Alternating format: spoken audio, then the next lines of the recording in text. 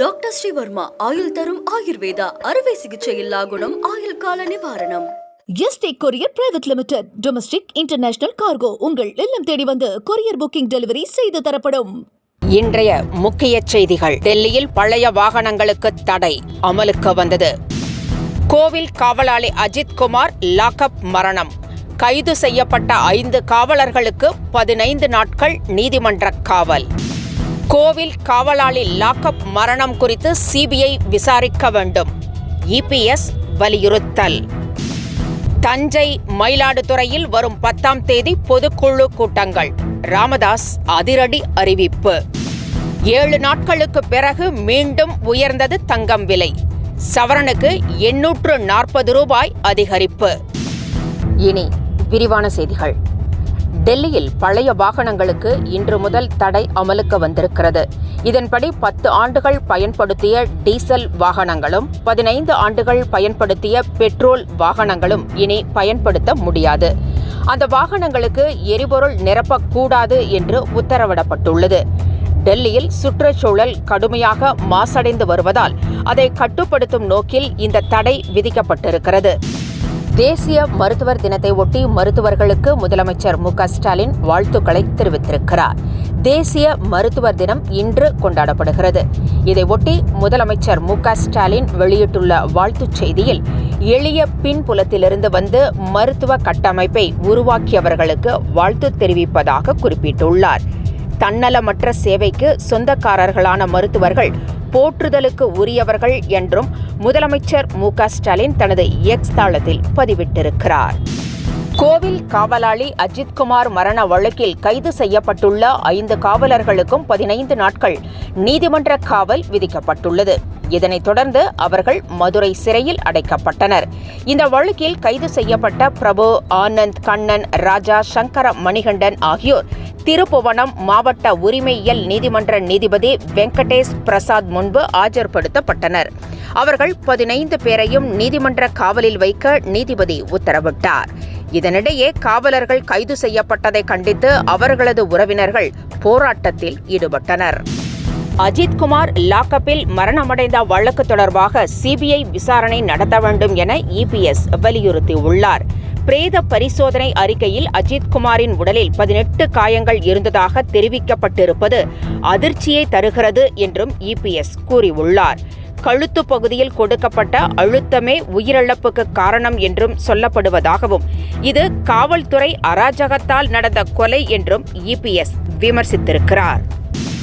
அன்புமணியுடன் ஏற்பட்டுள்ள அதிகார சண்டை காரணமாக ராமதாஸ் தனது நடவடிக்கையை மேலும் தீவிரப்படுத்தி உள்ளார். தஞ்சாவூர் மயிலாடுதுறையில் வரும் 10ஆம் தேதி ராமதாஸ் தலைமையில் பாமக பொதுக்குழு கூட்டம் நடைபெறுகிறது. அதிகாரத்தை கைப்பற்ற அன்புமணி பொதுக்குழு கூட்டத்தை நடத்தி வருவதோடு டெல்லி சென்று தேர்தல் ஆணையத்திடம் முறையிட உள்ளதாக கூறப்பட்டது. இதனால் கட்சியை சட்ட ரீதியாக தன் வசப்படுத்தும் பணியில் ராமதாஸ் நேரடியாக களமிறங்கியுள்ளார். பூம்புகாரில் 10ஆம் தேதி நடைபெறவுள்ள மகளிர் மாநாட்டு திடலையும் ராமதாஸ் பார்வையிடுகிறார். கோவில் காவலாளி அஜித் குமார் லாக்அப்பில் மரணமடைந்த சம்பவம் தொடர்பாக சிறப்பு புலனாய்வு குழு விசாரிக்க வேண்டும் என தமிழக வெற்றிக் கழக தலைவர் விஜய் வலியுறுத்தியுள்ளார். இது தொடர்பாக அவர் வெளியிட்டுள்ள அறிக்கையில், வாலிபர் அஜித் குமார் மரண வழக்கில் மக்கள் மனதில் பல்வேறு கேள்விகள் எழுந்திருப்பதாக தெரிவித்திருக்கிறார். முதலமைச்சர் மு.க.ஸ்டாலினின் நேரடியான கண்காணிப்பில் இருக்கும் காவல்துறை எந்த அளவிற்கு கொடூரமாக மனிதாபிமானம் அறவே அற்று சாமானிய மக்களுக்கு அநீதி இழைக்கும் துறையாக மாறியுள்ளது என்றும் விமர்சித்திருக்கிறார். மேலும் திமுக ஆட்சியில் நடைபெற்றதாக கூறப்படும் 24 லாக்அப் மரணங்கள் தொடர்பாக வெள்ளை அறிக்கை வெளியிட வேண்டும் என்றும் விஜய் வலியுறுத்தியுள்ளார். திருப்புவனம் காவல் நிலையத்தில் கோவில் காவலாளி அஜித் மரணமடைந்த சம்பவம் தொடர்பாக தேசிய மனித உரிமை ஆணையம் விசாரிக்க வேண்டும் என நயினார் நாகேந்திரன் வலியுறுத்தியுள்ளார். தனது நேரடி கண்காணிப்பில் உள்ள உயர்மட்ட குழுவை அமைத்து விசாரிப்பதுடன் கடந்த 5 மாதங்களில் நடந்த லாக்அப் மரணங்கள் குறித்தும் அறிக்கை கேட்க வேண்டும் என வலியுறுத்தியுள்ள அவர், இது தொடர்பாக மனித உரிமைகள் ஆணையத்திற்கு கடிதமும் எழுதியிருக்கிறார். வர்த்தக பயன்பாட்டிற்கான சிலிண்டர் விலை 6 மாதங்களில் 142 ரூபாய் 50 காசுகள் குறைந்திருக்கிறது. ஜனவரி மாதம் 1ஆம் தேதி 1966 ரூபாயாக விற்கப்பட்ட வர்த்தக சிலிண்டர் பிப்ரவரி மாதம் 1959 ரூபாய் 50 காசாக குறைந்தது. இந்நிலையில் கடந்த ஜூன் மாதம் 1ஆம் தேதி 1881 ரூபாய்க்கு விற்கப்பட்ட சிலிண்டர் விலை இன்று 1823 ரூபாய் 50 காசுகளாக குறைந்திருக்கிறது. தங்கத்தின் விலை 7 நாட்களுக்கு பிறகு மீண்டும் உயர்ந்திருக்கிறது. கடந்த சில நாட்களாக தங்கத்தின் விலை வெகுவாக குறைந்து வந்தது.